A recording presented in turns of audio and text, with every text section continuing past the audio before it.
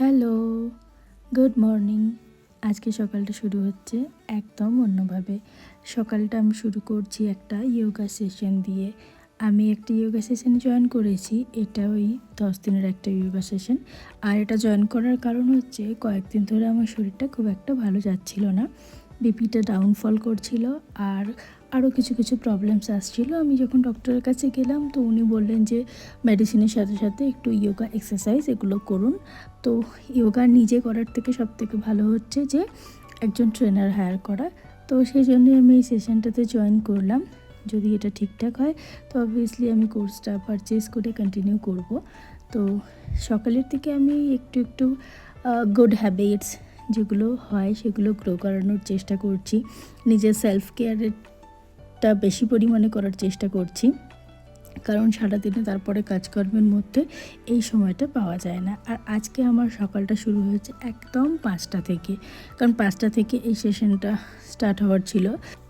যাই হোক, একদিক থেকে তো খুব ভালোই হচ্ছে, কারণ সকালে অনেক তাড়াতাড়ি ঘুম থেকে ওঠার কারণে আমি অনেকটা বেশি সময় পাচ্ছি।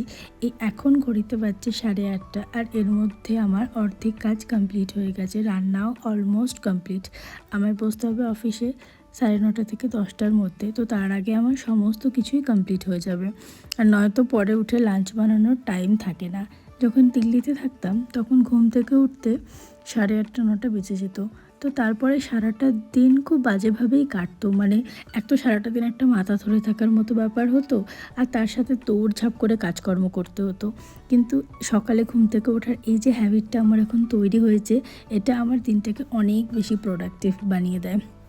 তো যাই হোক, অফিসের কাজকর্ম সেরে, কাজ তো আর শেষ হয় না, সে বিকেলের দিকে বসেছি একটু কফি নিয়ে একটু এই টুকটাক এডিটিংয়ের কাজকর্ম করতে। আর এই টাইমটায় আমি একটু রিল্যাক্স করে বসে থাকতেই পছন্দ করি, কিন্তু টুকটাক কিছু কাজও থেকে যায় যেগুলো করতেই হয়।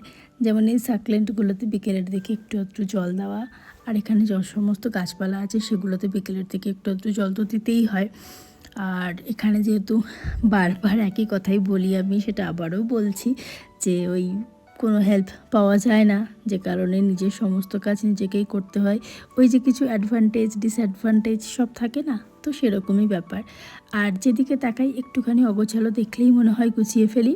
তো সেই ব্যাপারটাই হলো, এই সুর একটা অগোছালো দেখেই গুছিয়ে নিলাম। আর ঘরের মধ্যে এসে দেখলাম এটা একদম হাত পা ছড়িয়ে ঘুমাচ্ছে।